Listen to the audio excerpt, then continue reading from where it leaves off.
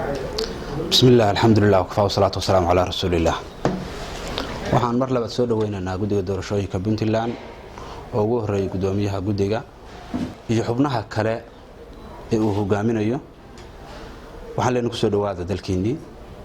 waxa anaga farxad noo ah inaanu noqonay degmadii ugu horeysay oo nasiib u yeelatay in guddiga doorashooyinka socdaalkooda ka bilaabaan. insha Allah waxaan rajaynaynaa sidoo kale inaan noqon doono degmada ugu horeysa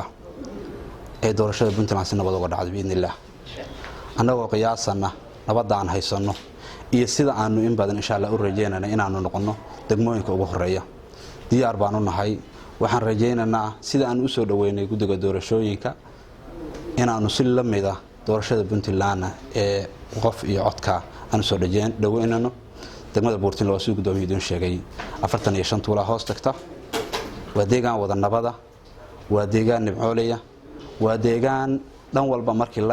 laga eego diyaar u ah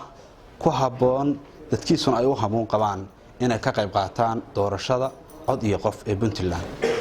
guddiga waxaan leeyahay ku soo dhawaada degmada Buurtinle mar labaad iyo mar saddexaadba.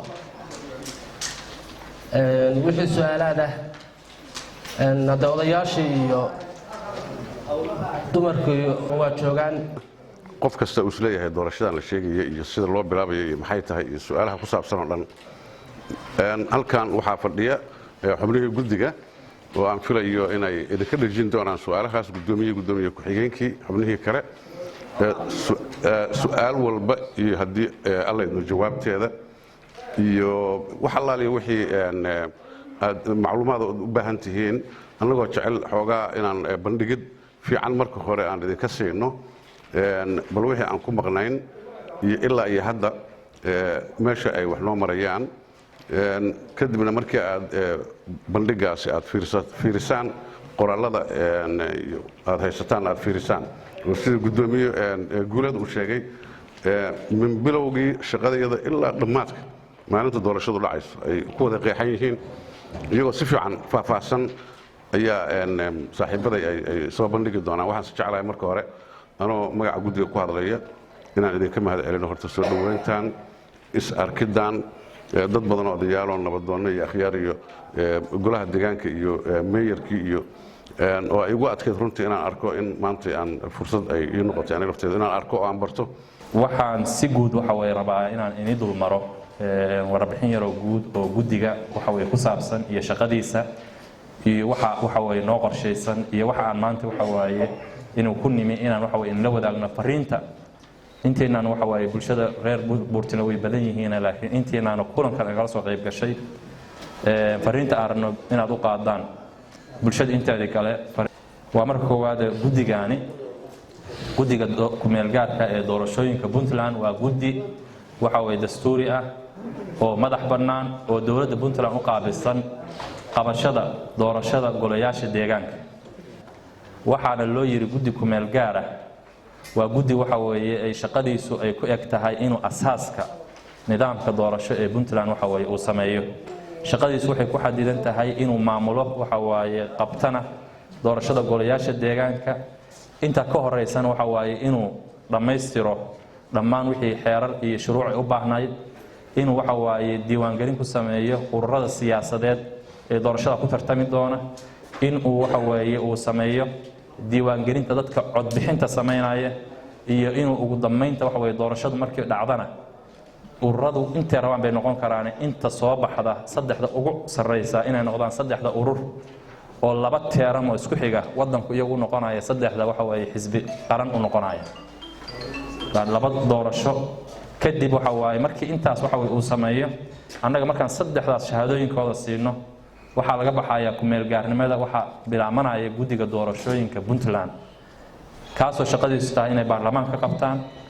iyo doorashada madaxweyne. laakiin taayadu waxay ku eg tahay inaan asaaskii dhigno waxa la yiraahdaa guddiga ku-meel gaarka ee doorashooyinka Puntland oo shaqadiisu ay tahay qabashada doorashada golayaasha deegaanka. maxaa dadka reer Puntland ama dawladda Puntland ama siyaasiyiinta Puntland mar walba xukuumad ka soo timaada ee guddigan u magacaabaysa guddigaani waa arrin waxa way dastuuri ah oo ilaa intii Puntland la asaasay ilaa hadda waxa way shaqo in la qabto oo la sugayo ah. xeeroosaadkii waxa way xeerkii axdigii u horreeyay puntland lagu asaasay ayaa lagu daray in waddankan laga saaro doorashadan ka imaanaysa oday dhaqmeed iyo dad kooban ka imaanaysa dadkana loo gudbiyo inay iyadu ay ka qaybgalka siyaasadeed yeeshaan oo qof walba oo 18 gaaray uu go'aan ku yeesho qofkii waxa weeye matalaad u noqonaya wuxuuna ku dhisan yahay mabda waxa weeye diini oo dadka waxa weeye xadiis dhan baa wuxuu yahay dadka ummadda nabi maxamed baadi isku ma raacdo ummadda nabi maxamed dadkaas waxkii ay baritamaan dadka u badan ninka u arkaan inuu isagu ku habboon yahay oo sanduuqa ugu ridaan qofkaas inuu noqdo qofkii nidaamka siyaasadeed waxa waaye inoo matalayay intaas waxa waaye markii laga yimaado oo sooyaalkii guddiga ahaa annagu waxaan nahay guddigii saddexaad oo agos la magacaabay waxaa intaas waxa waaye bilahaas aan jirnay aanu qabanay inaan diyaarino oo shaqada aan ka bilowno qorshihii hawshaan ay ku soconayd waa kan aan idinku nimi inaan la wadaagno waxaanu daafurkiisa ku soo sameynay waxa waaye Garowe maantana waxaan joognaa waxa waaye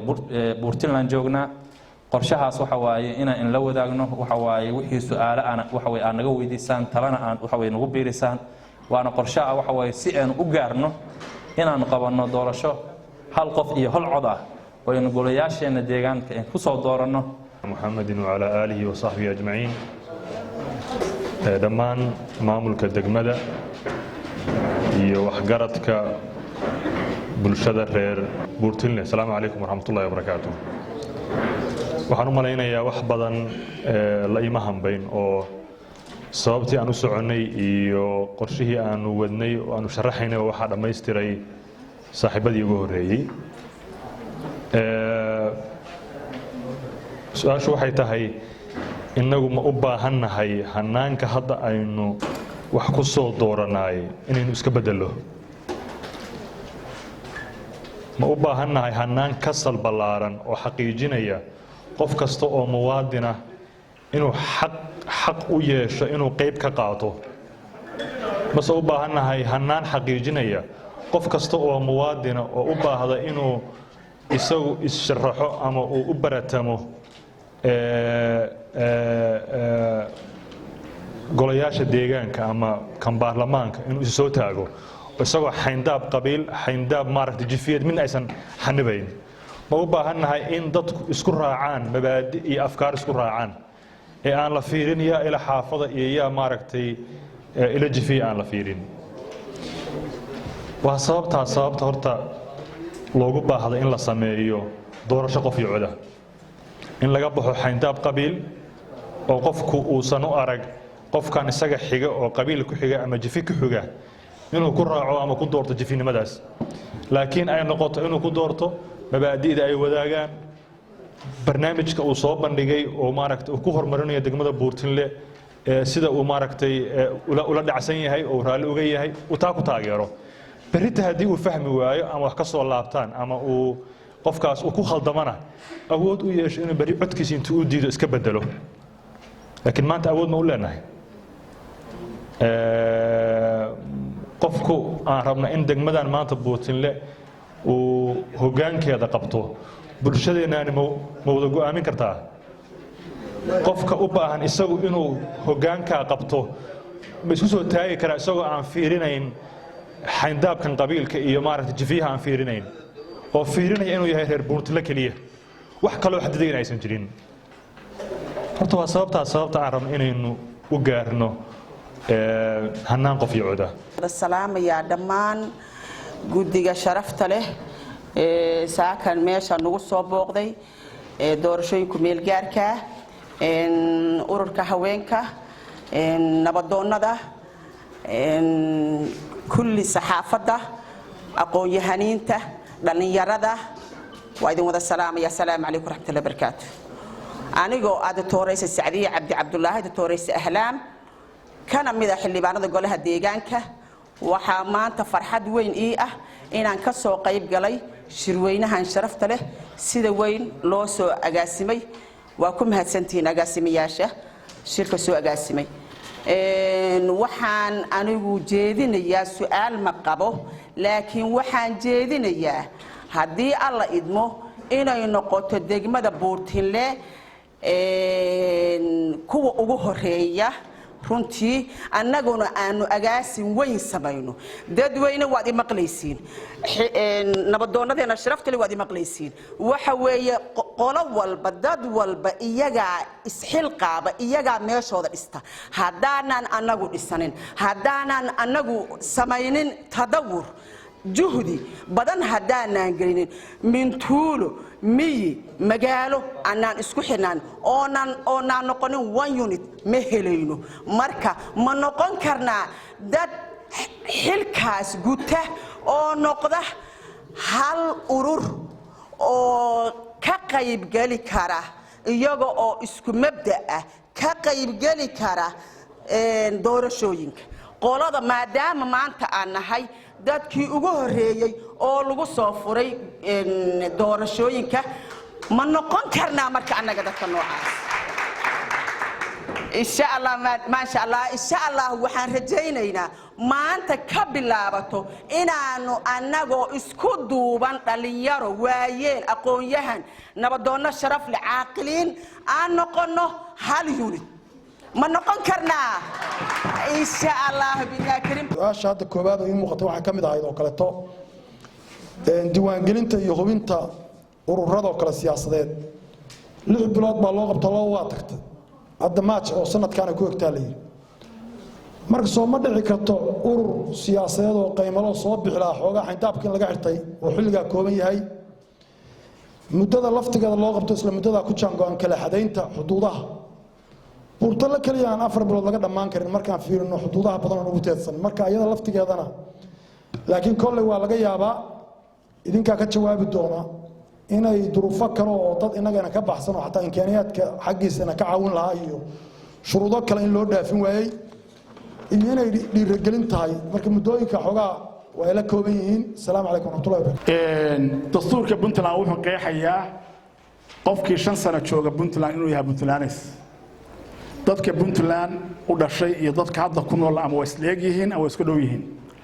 sida loo maareynayo Soomaalidu waagu hore burbur baa dhacay dagaal baa dhacay dadkii hadda waa wada nabad dadkaas ma codeynaya makaarbay qaadanayaan xeer gaar ah loo sameeynaya ayana waa qodob taagan weeyo oo aan waxay ka weydiin doonaa hadii la haydmo 3 degmo baan waxa tiraahdo waxaanu ka bilaabaynaa doorashada ku meel gaarka oo tusaalena 3daas degmo ma xisbiya ku tartamaya mase waa doorasho iska tusaalaad oo formality oo la rabo in la sameeyo in doorasho dhici ka dhigin kara in la jitaabiyo mase xisbiyadii baa markaas jiro xisbiya ku tartamaya qodobkaasna waa qodobka ugu dambeeyo weeye guddiga doorashooyinku ma ugu jirtaa qorshaha inay degmo walba oo Puntland ka furtaan xafiis si dadku su'aalaha ay qabaan iyo arrimaha siyaasadda waxay uga baahan yihiin iyo shuruudaha la marayo iyo arrimahaas say maartay ula xiriiraan xafiiskaas oo aysan qof kasta ugu qasbanaan kii jooga Buuhoodle iyo kan Baargaal jooga inay guddiga doorashooyinka xafiis ay leeyihiin oo wixii maartay cabasha oo qabo iyo wixii maartay arrimahaas ka hadlaya soo la xiriiro qorshaha ma ugu jirtaa inay degmo kasta oo Puntland ka furtaan xafiis waa su'aashayda koowaad su'aasha labaad da'da codbixiyaha oo la yiri waa 18 sano weeye codbixiyuhu wax kale oo shuruuda ay ku dhamaanayso xagga maartay caafimaad lama sheegin waxyaalahaas yaani codbixiyaha 18 haduu gaaro haduu qof dhiman yahay ma la soo gaxaynayaa oo gacanta inta warqadii loo geliyo kaarkii waa loo sameeynayaa oo dadkiisii maartay markaas dhalay ayaa soo kaxaysanaya oo meesha u tilmaamaya arrimahaas waa su'aashaasna waxaan rabnaa in jawaabteeda la siiyo hadii alla idmo qodobka saddexaad suuragal ma tahay maadaama anagu aan isku tirinayna inaanu nahay degmooyinka ugu horumarayo tijaabada in yaani wacyigelinta maadaama ka soo horumarayna wacyigelinta guud mid ka gaaro oo dheeraad ah si dadkan loogu sii tababaro inay maadaama doorasho ka horeyso Puntland inteeda kale ay gelayaan in loo soo hormariyo xafiisyadii iyo hawlihii aad baa mahadsantihiin salaamu calaykum waraxmatullaahi wabarakaatuh waxaa maskaxdayda ka guuxaya hal su'aal ah su'aashaasaan rabaa inaan insha Allah taala guddiga weydiiyo su'aasha waxay u dhigan tahay sidan haddii la yiri waxa laga hirgelinayaa doorasho 3 degmo ka mid ah degmooyinka Puntland muddada laga hirgelinayana ay tahay xilli aan shahaadada la siin xisbiyada sidee suurtagal u noqonaysaa iyadoo aan xisbiyadii shahaado la siin in maxaan kuu sheegaa golo deegaan oo aan xisbiye ka socon laga hirgeliyo laga soo doorto bulshada dhexdeeda su-aashaas insha allahu tacaala baan rajaclaa inaan faahfaahin keeno asalaamu calaykum waraxmatullaahi wabarakaatu bacda salaan runtii su-aalo yar baan wataa waan rabaa inaan insha allah guddiga weydiiyo runtii horta barnaamijkan dimuqraadiyiinta puntland waan soo dhaweynaynaa ka dhalinyar ahaan runtii dhalinyarada waxaa lagu tiriyaa dadka hadda siyaasadda ku dulmane laakiin waxaan rajayn doonaa insha allah inaan kasoo dhex muuqan doono laba su-aalood baan insha allah inaan guddiga weydiiyo oo kooban horta guddigiino oo guddiga hadda doorashooyinka maxaa kaga duwantihiin guddiyadii hore ee puntland hore loo soo magacaabay kuwaasoo aan ogeyn insha allah inay ku fashilmeen arrimihii doorashooyinka loo igmaday su-aasha labaadna waxa waaye sidee macquul u tahay inaan doorasho ka qabanno puntland oo doorasho qof iyo cod laga qabto oo xisbiya tartamaan iyadoo dadku waxa weeye ay hubkii gacanta ugu jiraan insha allah labadaas su'aalood baan weydiin lahaa guddiga assalaamu calaykum waraxmatullaahi wabarakaatu iyo waqtiga 3 bilood baanu siinay inay isdiiwaan geliyaan oo 12aad kala barkeedii ilaa bisha 3aad kala barkeedii marka cid aan xilliga waxba bilaabin oo aan isku dayin suurtagal ma aha haddii la yiraahdo haddaan 2 sano la furay tusaale ahaan waxa waa 2 sano kadib kuwa imaanaya oo dhahaya annagana wax way haddaan cusubnahay marka midda kale ururadani waxay jirayaan oo marka ururadan la sameeyo oo 3 xisbi soo baxaan 10 sano jirayaan 10 sano kadib haddana ururo cusub baa la furayaa marka ciddii hadda diyaar u ah oo isku abaabusha waqti ku filan markaan 3 abood qiyaasaynay ma aanan oran يعني waxaan ka fiirinay dhinac kasta shuruudaha kan aan qornay inteebaa lagu soo buuxin karaa marka duruuf haday timaado berito maaragtay dib u qiimeyn u baahata waa arki doonaa laakiin hadda duruuf aan isleenahay way ku yar tahay runtii maysan jirin waan isleeyahay hadeertaan inta hadda qaadatay oo waraaqihii iyo foomkii qaadatay codsiyadii in fiican weeye isleenahay waa hore waa lagu socon karaa hadduu ilaahay yiraahdo xuduudaha oo iyadana nabadoonku wax naga weydiiyey axmedna uu iyadana ay su-aashiisi qayb ka ahayd xuduudaha degmooyinka waa sax waxaa iska leh wasaaradda arrimaha gudaha iyo golayaasha dowladda la marin doonaa hadda sahan bay soo sameeyeen oo dhammaan ay ku mareen gobolada puntland oo dhan say noo sheegeen wasaaraddu ayaga ayaana noo sheegay inay bisha 6aad ka farxalan doonaan dhammaan astaynta xuduudaha marka saas anaguna qorshaha ugu darna inay bisha 6aad maadaama ayagu ay qabsadeen iyagoo fiirinaya shaqadii hadda ka bilaabeen iyo shaqada loo baahan yahay in lagu gabagabeeyo astaynta xuduudaha marka taasna waxaan isleeyahay waa 6aad oo waqti ay qabsadeen oo aan isleenahay waa kaga soo bixi karaan yaa codeynaya ama yaa codeeya ah ama 5 sano qofkii jooga waxaa la yidhi reer puntland buu noqonayaa iyadana sharciga codeeyaha ama voter registration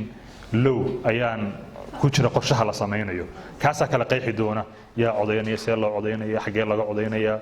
yani waxa la wixii codeyn ku saabsan sharcigaas hadduu lahayd si faahfaahsan ayadana hadda aan rabnaa bishan February bilowgeeda inaan samayntiisii bilowno oo maaragtay ka hawlgallo si markaa ugu dambeyn 6aad marka kala fadhiga baarlamaanku yimaado marka golayaashaba uu markaasna kaasa hadduu lahayd si fiican u kala qeexi doona degmooyinka doorashada hordhaca laga qabanaya ku tartamaya oo su-aashii u dambeysay maxamed faarax uu na weydiinayay waxa tartamaya ururo shakhsiyaad yani ma tartamayaan qabaa'il tartamayaan ururada hadda aanu diiwaan gelinta u furnay markay ka dhacdo diiwaan markay dhamaystirmaan 15 Maarso waxa xirmaya diiwaan gelintii 15 Maarso ilaa 1 Abriil waxaan ka shaqeynaynaa kala hufidii iyo shuruudii buuxiyay yaan buuxin abriil bilowgeeda waxaan soo saareynaa liiskii ururada soo dhamaystiray shuruudaha ee noqonaya ururada rasmiga ah ee ururada siyaasadeed ee puntland ka hawlgelaya ayaga ayaa marka doorashada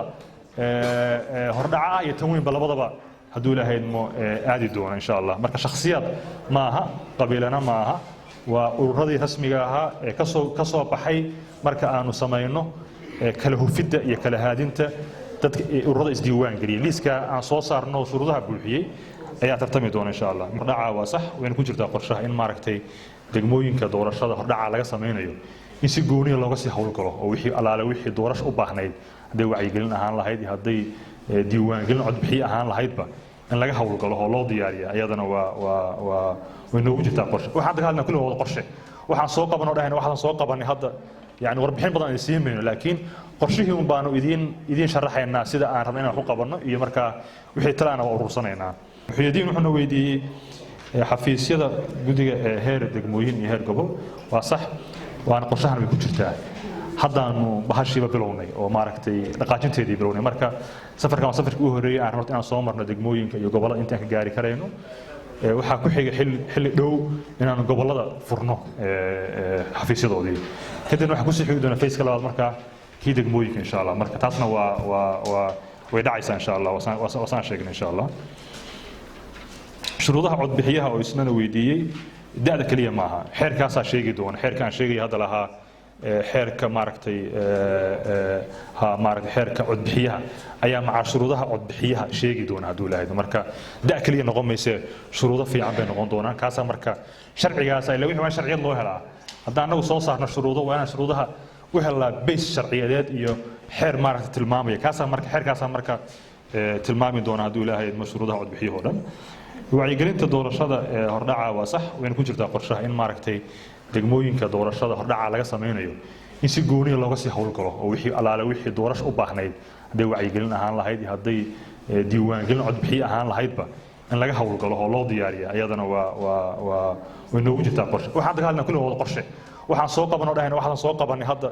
yani warbixin badan ay siin mayno laakiin qorshihii un baanu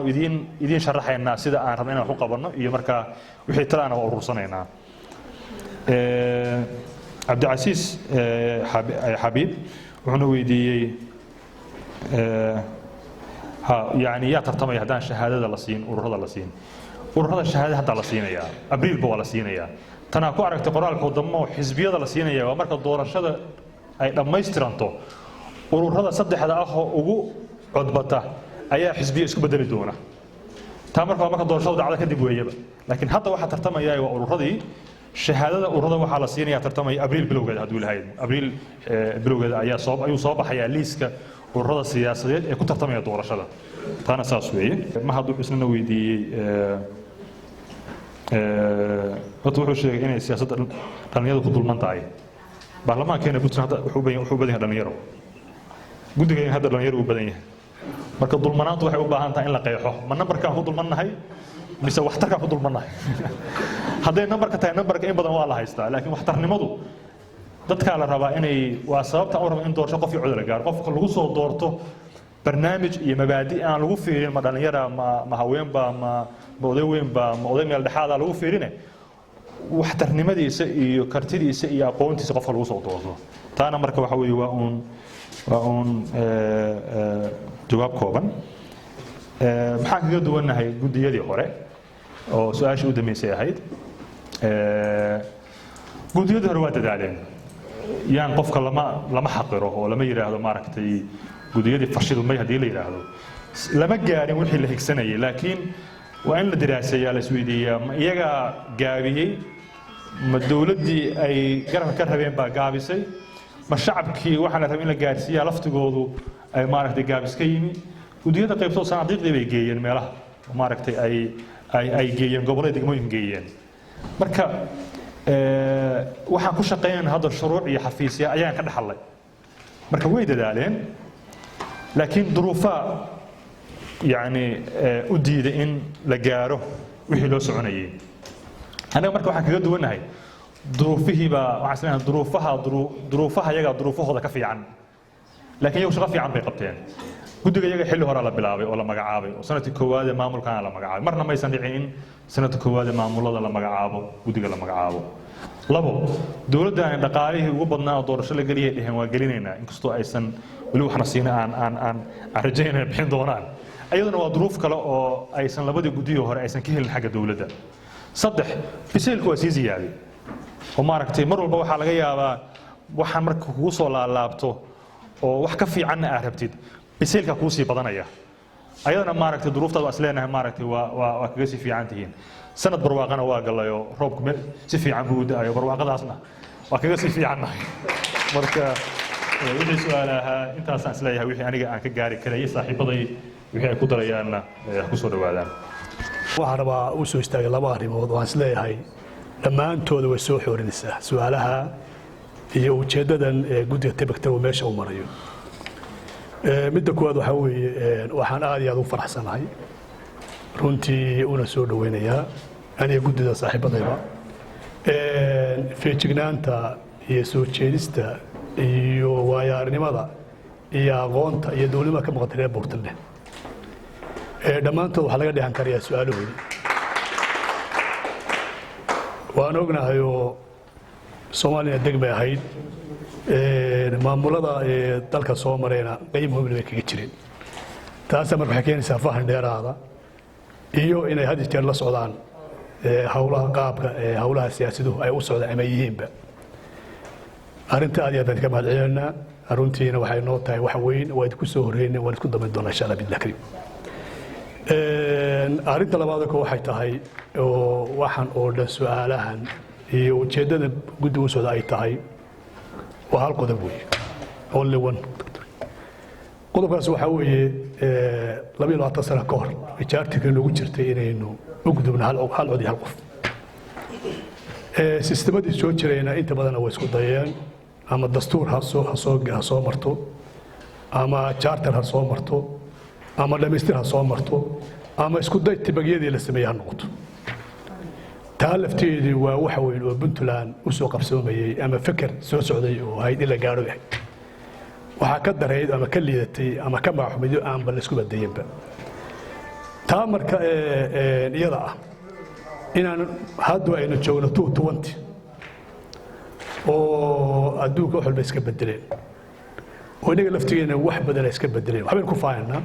kaawiyaal baan ku faanaa dhaqaalayn ku faanaa horumarin ku faanaa waxyaabo badan baan ku faanaa waana muuqataa wixii dhiman waa dhiman yihiin in muddo laba inta leeg in u dhaqaaqi weyno hal qof hal cod inaga nagu tahay nasiib darro magaxuma inagu tahay